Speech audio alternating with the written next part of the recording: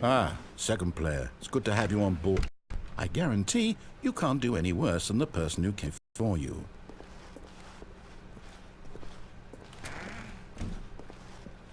You too? Unbelievable. I'm at the mercy of an entire species of invalids. Perhaps there's a monkey nearby you can hand the controls. A fish? Fungus? Look, you can hammer out the details. I'm not particularly picky. I'll just be waiting when you're ready to pick up the story again.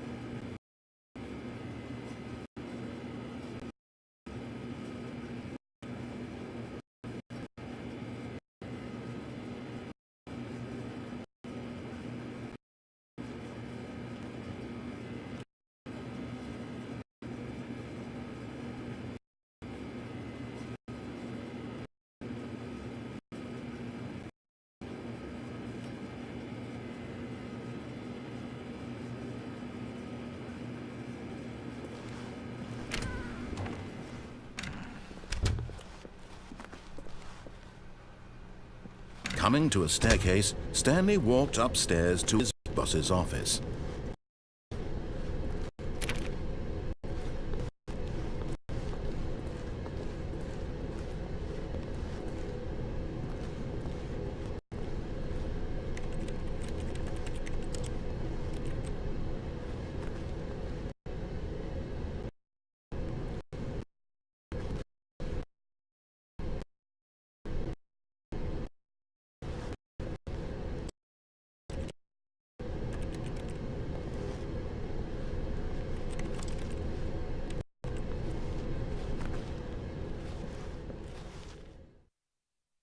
But Stanley just couldn't do it.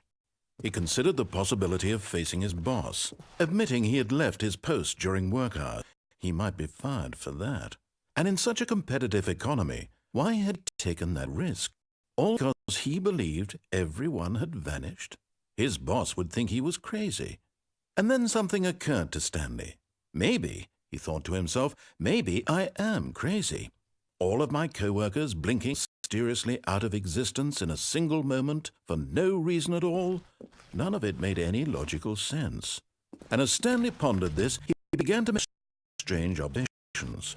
For example, why could he see his feet down? Why did doors close automatically behind him wherever he went? And for that matter, these were starting to look pretty familiar. Were they simply repeating? No, Stanley said to himself, this is all too strange. This can't be real. And at last, he came to the conclusion that had been on the tip of his tongue. He just hadn't found the words for it. I'm dreaming, he yelled. This is all a dream.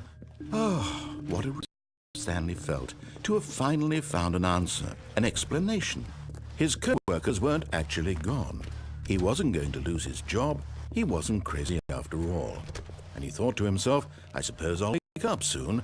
I'll have to go back to my boring real-life job pushing buttons. I may as well enjoy this while I'm still lucid.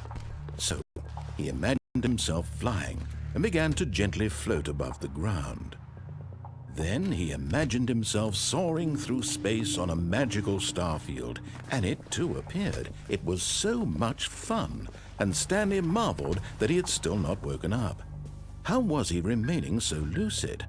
And then perhaps the strangest question of them all entered Stanley's head. One he was amazed he hadn't asked himself sooner. Why is there a voice in my head dictating everything that I'm doing and thinking? Now the voice was describing itself being considered by Stanley, who found it particularly strange. I'm dreaming about a voice describing me, thinking about how it's describing my thoughts, he thought.